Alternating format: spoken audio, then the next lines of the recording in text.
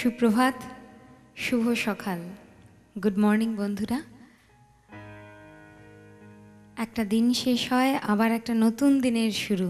আর এই নতুন সকালে আপনাদের প্রিয় অনুষ্ঠান প্রতিদিনের রবীন্দ্রনাথ নিয়ে আমি নন্দিনী আবারও আপনাদের সবাই হাজির হয়েছি। এই নতুন বছরে কিন্তু এটাই আপনাদের সঙ্গে আমার প্রথম দেখা, তাই সকলকে জানাই, সকল দর্শক শ্রোতা বন্ধুকে আমার তরফ থেকে, সিটিভিএনের প্রতিদিনের রবীন্দ্রনাথের তরফ থেকে আবারও একবার জানাই আপনাদের নতুন ইংরেজি বছরের শুভ নববর্ষ। আপনারা সকলে খুব ভালো আছেন আশা করা যায়, আমিও খুব ভালো আছি। তবে এখন একটু ভালো লাগছে, এতদিন পর আপনাদের সঙ্গে দেখা হয়ে। নিশ্চয়ই চেনাশোনা অনেক মানুষের সঙ্গে কথা হবে, অচেনা বন্ধুদের সঙ্গে বন্ধুত্ব করব আজকে প্রতিদিনের সভায়, প্রতিদিনের রবীন্দ্রনাথের সভায়। আর এই শুরু এবং শেষ যা নিয়ে আজকে কথা শুরু করেছিলাম, সেই নিয়ে রবীন্দ্রনাথ ঠাকুর কি লিখেছেন? শেষ কহে একদিন শেষ হবে, হে আরম্ভ বৃথা তব অহংকার। তবে আরম্ভ কহিল, ভাই যেথা শেষ হয় সেইখানে পুনরায় আরম্ভ উদয়। এই শেষ এবং শুরু এতে চলতেই থাকবে, এবং তার সঙ্গে চলতে থাকবে প্রতিদিনের রবীন্দ্রনাথের প্রত্যেক দিনের এই জার্নি, এবং সঙ্গে আপনাদের আশীর্বাদ, ভালোবাসা এবং সাপোর্ট। প্রত্যেক দিনের মতন প্রতিদিনের রবীন্দ্রনাথে আজকেও যে বিষয়টি নিয়ে আপনাদের সঙ্গে কথা বলবো, তার নাম হলো তুমি কি কেবলই ছবি।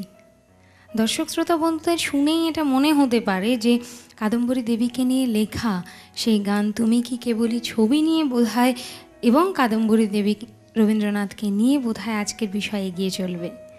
তবে আপনাদের আরও একটু বলে রাখি, আজকের এই নামকরণ তুমি কি কেবলই ছবি, তার কিন্তু অন্য একটি তাৎপর্য আছে।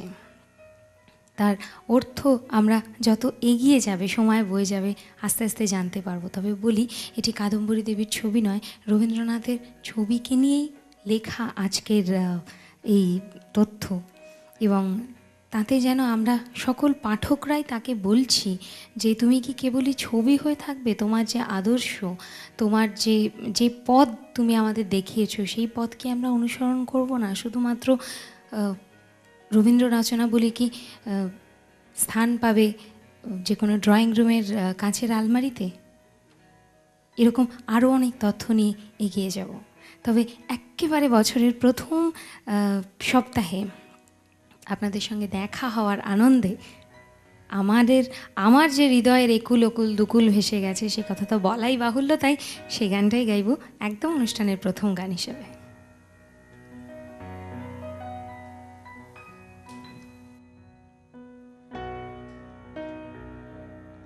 হৃদয়ের কুল কুল দুকুল ভেসে যায়, হায় সজনী উথলে নয়ন বাড়ি। হৃদয়ের কুল কুল দুকুল ভেসে যায়, হায় সজনী উথলে নয়ন বাড়ি। যেদিকে যে দেখি ওগো সখী, যেদিকে যে দেখি ওগো সখী, কিছু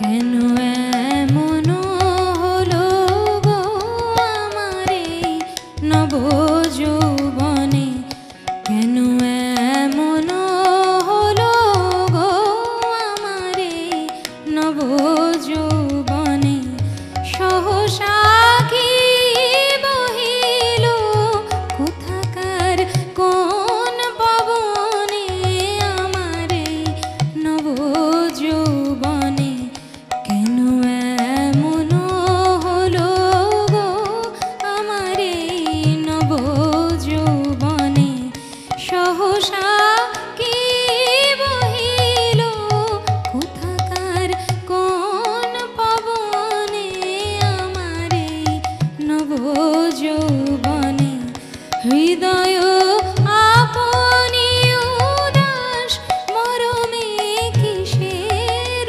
হুতাশ, হৃদয় আপনি উদাস মরমে কিসের হুতাশ, জানি না কি বাসনা কি বেদনা গো,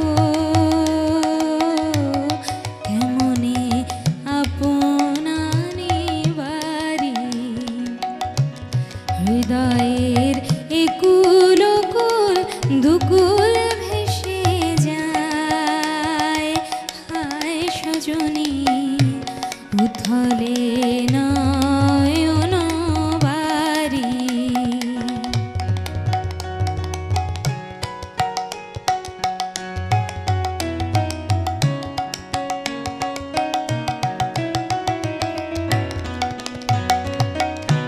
পরাণে পড়িয়াছে টান ভরা নদীতে আসে বান, পরাণে পড়িয়াছে টান ভরা নদীতে আসে বান, আজিকে কি ঘোর তুফান সজনী গো,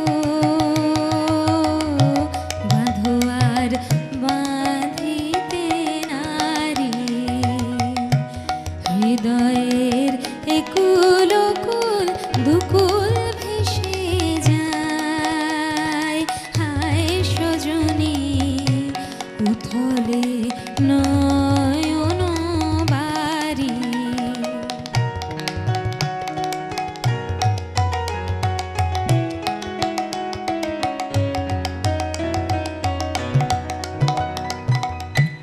কেন এমন হলো গো আমার এই নবযৌবনে, কেন এমন হলো গো আমার এই নবযৌবনে, সহসা কি বহিল কোথাকার কোন পবনে আমার এই নবযৌবনে, কেন এমন হলো গো আমার এই নবযৌবনে, সহসা কি বহিল কোথাকার কোন পবনে আমার এই নবযৌবনে, হৃদয় আপনি উদাস মরমে কিসের হুতাশ,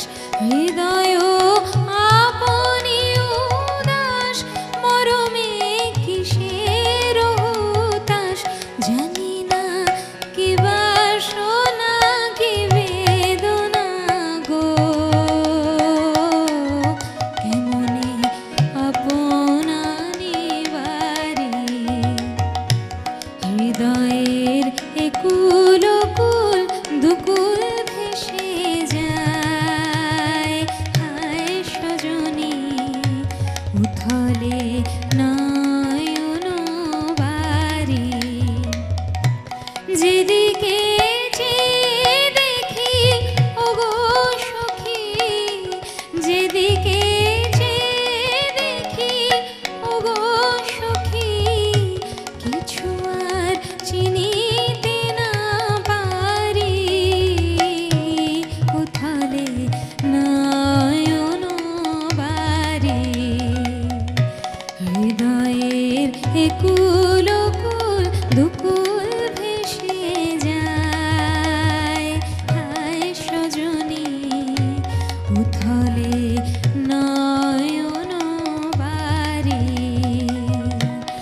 উথলে নয়ন বারে, উথলে নয়ন বারে। সত্যি বোধহয় অনেক দিন পরে দেখা হলে নয়নবাড়ি উতলে ওঠে, এবং আপনাদের সঙ্গে আমার অনেক দিন পরের এই দেখা, এবং প্রতিদিনের রবীন্দ্রনাথের সভায়ও বেশ খানিকটা পরেই আসা। তাই জন্য নিজের মনের ভাব প্রথমেই গানের মাধ্যমে আপনাদের কাছে তুলে ধরলাম। চলে যাব আজকের বিষয়। আজকের বিষয় যার নাম তুমি কি কেবলই ছবি। রবীন্দ্রনাথ ঠাকুর এবং তার শিক্ষা নিয়ে যে প্রবন্ধ, তার সভ্যতার সংকট নিয়ে যে প্রবন্ধ, তার থেকে তুলে আনব কিছু কথা। রবীন্দ্রনাথ ঠাকুর শিক্ষা নিয়ে, আমাদের সামাজিক শিক্ষা নিয়ে, আমাদের লৌকিক শিক্ষা নিয়ে কি মনে করতেন, কি ছিল তার ধ্যান ধারণা, তাই নিয়েই চলব আজকের বিষয়। রবীন্দ্র দর্শন এবং ভারতীয় দর্শনের শেষ কথা হলো এই, আমরা বলতেই পারি যে রবীন্দ্রনাথ ঠাকুরের দর্শন। তাই 22শে শ্রাবণ যেন আরও এক 25শে বৈশাখ হয়ে ওঠে। আপনাদের অবাক লাগছে শুনে, কিন্তু পার্থক্য হলো এই, একটিতে আছে বৃষ্টিবিহীন বৈশাখে দিনের দহন, এবং অন্যটিতে আছে ঝড়ো ঝড়ো মুখর বাদর দিনের বরিশন। কিছু কথা এবং কিছু গান, কিছু কবিতা, তা মুখস্থ করে তা আওড়ানোর মধ্যেই কি শোভা পায় রুচিবান বাঙালির আদর্শ, কিংবা তার বর্ষার ঘরের আলমারিতে কি রবীন্দ্র রচনাবলীর সুবিশাল সংস্করণ থাকবে? তা কি উঠে আসবে না আমাদের মনের মধ্যে? আমরা কি প্রত্যেক দিনের রোজ নামচার মতন আওড়াবো না রবীন্দ্রনাথের বলি, তার আদর্শ নিয়ে চলবো না? আমাদের চেতনার মধ্যে, বাঙালির চেতনার মধ্যে রবীন্দ্রনাথ ঠাকুরকে আমরা বসিয়ে নিয়েছি। সারা ভারতবর্ষের মানুষও হয়তো তাকে আমাদের মতন করেই ভালোবাসে, তবু তার আদর্শ নিয়ে চলার পথে কোথায় আমাদের বাধা, সেই নিয়েই তো আজকের বিষয়ে এগিয়ে যাবে। রবীন্দ্রনাথ ঠাকুর তার সভ্যতার সংকট প্রবন্ধে বলেছেন মানুষের প্রতি বিশ্বাস হারানো পাপ, বলেছেন আরও অনেক কিছু জানবো। তবে আজকের অনুষ্ঠানের প্রথম বন্ধুকে পেয়ে গেছি, জেনে নেব কে আছেন আমাদের সঙ্গে। নমস্কার। নমস্কার, সুপ্রভাত নন্দিনী। আমি শিলিগুড়ি থেকে বলছি, শ্রীময়ী। শিলিগুড়ি থেকে শ্রীময়ী দি, আপনাকে অনেক অনেক স্বাগত প্রতিদিনের রবীন্দ্রনাথে। বলুন। অসাধারণ একটা শুরু হলো আজকে, প্রথম সকালের যে প্রথমটা আর কি, অসাধারণ শুরু, অনবদ্য প্রেজেন্টেশন, কিচ্ছু বলার নেই। মুগ্ধ হয়ে গেছি এক কথায়, এবং সর্বোপরি আরো বেশি পরিমাণে মুগ্ধতাটা বেড়েছে তখনই যখন তোমায় আজকে এতদিন বাদে, মানে নিউ ইয়ারের প্রথমে, মানে অনেক দিন বাদে আজকে এই প্রথম তোমার সাথে দেখা হলো। তাই মানে একেবারে বাই হার্ট বলছি, ভীষণ ভাবে মিস করে গেছি এতদিন ধরে তোমায়। কাউকে কোথাও কোনো শিল্পীকে ছোট করছি না, কিন্তু বলছি যেহেতু অনেকেই আমার খুব ব্যক্তিগতভাবে পছন্দের, তার মধ্যে তুমি বোধহয় সব থেকে পছন্দের বেশি। সেই কারণে অনেক দিন থেকে আশা করেছিলাম কোথায় আছে নন্দিনী, কবে আসবে নন্দিনী। তো সেই আশাটা আজকে কিন্তু মিটে গেছে, তাই মুগ্ধতার পরিমাণ অনেকখানি বেড়ে গেছে। কোনো অনুরোধ নেই, তুমি যা শোনাও, যেভাবে শোনাও সেটাই প্রিয়, সেটাই ভালো লাগে। সেই কারণে কোনো অনুরোধ নেই, তোমার উপরে ছেড়ে দিলাম। তুমি যেভাবে প্রেজেন্টেশন করবে ভেবেছো সেভাবেই জাস্ট করো। আজকে খালি গান শুনবো আর তোমায় খালি দেখবো, ব্যাস এইটুকুই। অসংখ্য ধন্যবাদ। আপনিও খুব ভালো থাকবেন।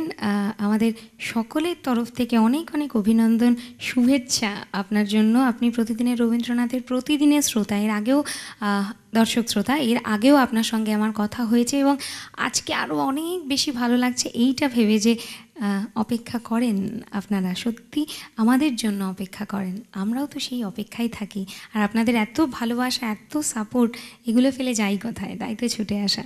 ছিলাম সভ্যতা সংকট প্রসঙ্গে। প্রবন্ধে রবীন্দ্রনাথ ঠাকুর যা বলছেন, তিনি বলছেন মানুষের প্রতি বিশ্বাস হারানো পাপ, কিন্তু সেই বিশ্বাস এবং আস্থার অভাব আমাদের অসহিষ্ণুতা এবং অহেতুক উত্তেজনা, প্রমত্ততা, বোধহীন আবেগ এবং দিনে দিনে ভয়ঙ্কর রূপ ধারণ করে চলেছে। জানবো আরও কি বলছেন তিনি এই শিক্ষা সম্বন্ধে। তবে দ্বিতীয় বন্ধু চলে এসেছেন সাথে। সুপ্রভাত, নমস্কার। সুপ্রভাত, নমস্কার। নমস্কার। পৃথিবীর পরিবারের সকলকে আমার আন্তরিক শুভেচ্ছা। প্রতিদিনকার মতন, প্রতিদিন নিত্য নৈমিত্তিক নিত্য পূজার মতন সোম থেকে শনি সিটিভিএন প্লাসের প্রতিদিনের রবীন্দ্রনাথ আমাদের সেই নিত্য পূজার সঙ্গে। তাই তো বলতে হয় রবীন্দ্রনাথ তীর কাল লেখা দিয়ে গঙ্গা জলে গঙ্গা পুজো করার মতো। ওহে অন্তরতম মিটেছে কি তব সকল ইতিহাস, আসে অন্তরে মাম। ধ্রুবজ্যোতি ভট্টাচার্য বলছি, গুপ্তিপাড়া থেকে। ধ্রুবজ্যোতিবাবু, আপনাকে স্বাগত প্রতিদিনের রবীন্দ্রনাথে। অনেক দিন পর কথা হলো প্রতিদিনের রবীন্দ্রনাথের সভায়। নিশ্চয়ই ভালো আছো তো? খুব ভালো আছি। আচ্ছা, আজ এই প্রসঙ্গে আসি। আজকে রবীন্দ্রনাথের শিক্ষা নিয়ে যে প্রসঙ্গ শুরু হয়েছে এবং রবীন্দ্রনাথের রচনাবলী বহুজনের ড্রয়িং রুমে দেখি শোভা পায় ফারে ফারে। তো আমরা প্রকৃত অর্থে রবীন্দ্র পূজা করি কিনা, তার প্রতি শ্রদ্ধা আছে কিনা, তারই পরিপ্রেক্ষিতে আমি একটা নিজের ছোট্ট লেখনী তৈরি করেছিলাম, সেটাই আমি এখন উপস্থাপন করব। নিশ্চয়ই। ছুটির পর লাফাতে লাফাতে ছেলেটি বাড়ি ফিরল। মা ব্যস্ত আছেন রান্নাঘরের কাজে। ছেলে মাকে জড়িয়ে এসে বলল, মা জানো কাল আমাদের স্কুল ছুটি। মা বললেন, কেন রে? ও মা, জানো না আমাদের স্কুলে বড় প্যান্ডেল হয়েছে, কাল যে রবীন্দ্রনাথের জন্মদিন। ব্যাপারটা মা বিলক্ষণ জানেন। তাও বললেন, ওখানে কি হবে রে? ও মা, তাও তুমি জানো না?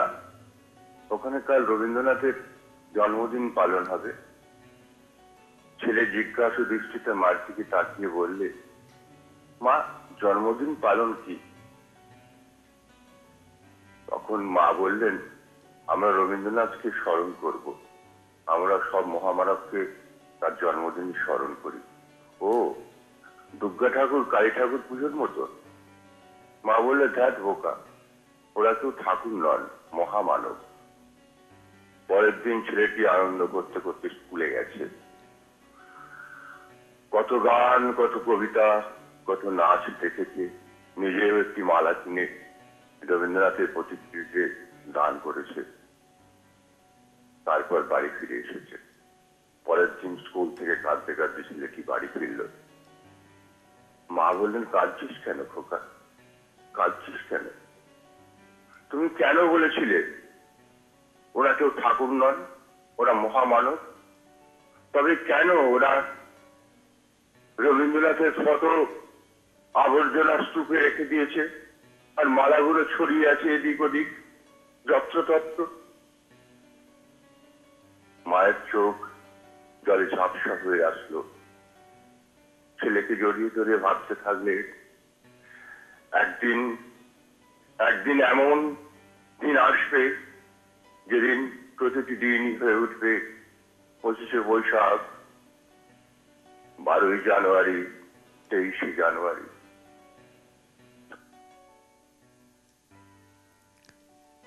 ধ্রুবজ্যোতিবাবু, গুপ্তিপাড়া থেকে আপনাকে অসংখ্য ধন্যবাদ। আপনি যা উপস্থাপন করলেন, অসাধারণ একটি লেখা, আপনার নিজস্ব লেখা।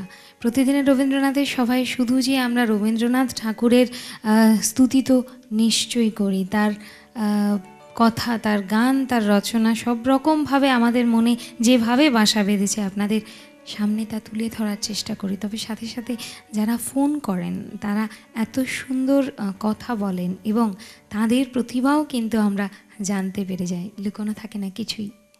ছিলাম রবীন্দ্রনাথ ঠাকুর এবং তার শিক্ষা সম্বন্ধে। শিক্ষা নিয়ে রবীন্দ্রনাথ ঠাকুর কী বলেছেন আমরা জানি। আমাদের জীবনের সবথেকে অন্যতম এবং অবিচ্ছেদ্য অংশ হলো শিক্ষা।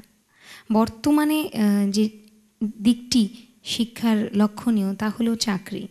এবং বলা বাহুল্য রবীন্দ্রনাথ ঠাকুর যে সময়ে ছিলেন এবং তিনি যে সময় তার শিক্ষা নিয়ে তিনি প্রবন্ধ লিখেছেন, সেই সময় কিন্তু শিক্ষাকে মানে বেশিরভাগ বাঙালি সন্তানরাই, কিন্তু ভারতীয় সন্তানরাই বলা যায়, তারা কিন্তু শুধুমাত্র চাকরি পাওয়ার জন্য শিক্ষাকে গ্রহণ করার চেষ্টা করতেন। তা একেবারেই ছিল পুঁথিগত শিক্ষা এবং বিদ্যালয়ে গিয়ে শিক্ষা অর্জন করা, ডিগ্রি নেওয়ার জন্য এবং চাকরি পাওয়ার জন্য। এই কথা কবিগুরু তার নিজের লেখায় লিখেছেন এবং আমরা সবাই জানি একেবারে পুঁথিগত বিদ্যালয়ে গিয়ে বিদ্যা শিক্ষা অর্জন করার কতটা বিরোধী ছিলেন রবীন্দ্রনাথ ঠাকুর। তিনি নিজের জীবনেই তা গ্রহণ করেননি। তাই শুধুমাত্র চাকরি পাওয়ার লক্ষ্যে শিক্ষা অর্জনকে কখনোই মেনে নিতে পারেননি। কারণ জাতীয় শিক্ষা বা জ্ঞান অর্জন করতে গেলে কিছু ডিগ্রির কি সত্যিই প্রয়োজন আছে? তা হয়তো নেই। রবীন্দ্রনাথ ঠাকুর বারবার তার প্রবন্ধের মধ্যে দিয়ে আমাদের সকল ভারতবাসীকে, জগৎবাসীকে এটাই বোঝানোর চেষ্টা করেছিলেন যে সাহিত্য, সংস্কৃতি এই সমস্ত কিন্তু শুধুমাত্র বিদ্যালয়ে গিয়ে কিছু ডিগ্রির জন্যে এগুলো অর্জন করা যায় না। একেবারেই হলো জানার তাগিদে যে জ্ঞান অর্জন, তাই হলো প্রকৃত জ্ঞান অর্জন এবং তার মাধ্যমেই কিন্তু জাতির উন্নতি সম্ভব। রবীন্দ্রনাথ ঠাকুর তার এই দীর্ঘ লেখার মধ্যে দিয়ে আমাদের জানিয়ে গিয়েছেন, বলছেন এই সংকীর্ণ ভেগধারী শিক্ষার কথা আমাদের সমাজে শিক্ষক তৈরির কারখানাগুলিতে পরীক্ষার 15 দিন আগে সাজেশন দেওয়া হয় এবং ছাত্রছাত্রীরা নোট থেকে সেই সমস্ত সাজেশন মেনে পরীক্ষা দেন এবং পরীক্ষায় সাফল্য অর্জন করেন। সত্যি কি এই সাফল্যের কোনো মানে আছে? জেনে নেব, তবে তার আগে দেখে নেব বন্ধু কি বলেন ঠিক এই প্রসঙ্গে। সুপ্রভাত, নমস্কার। নমস্কার। কি বলছেন? অনেক দিদি। সুপ্রভাত, বন্ধু কে বলছেন? আমি বীরভূম থেকে পায়েল বলছি। বীরভূম থেকে পায়েল, তোমাকে অনেক অনেক স্বাগত প্রতিদিনের রবীন্দ্রনাথে। বলো। থ্যাংক ইউ দিদি। আমার একটা রিকোয়েস্ট আছে। নিশ্চয়ই। আমি একটা রবীন্দ্রসঙ্গীত শুনতে চাই, যেটা ওই যখন পড়বে না মোর পায়ের চিহ্ন এই ঘাটে, ওই গানটা আমি শুনতে চাই।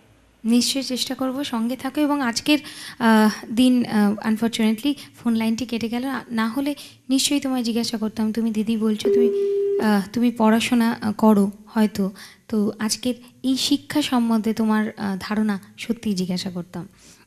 চলে যাব রবীন্দ্রনাথ ঠাকুর শিক্ষা নিয়ে আরও কি বলেছেন জানবো, আরও বন্ধুদের সঙ্গে কথা বলবো, তাদের মত জেনে নেবো। তবে তার আগে একটা ছোট্ট বিরতির ওপারেই ফিরে আসছি রবীন্দ্রনাথ ঠাকুর এবং তুমি কি কেবলই ছবি এই তথ্য নিয়ে।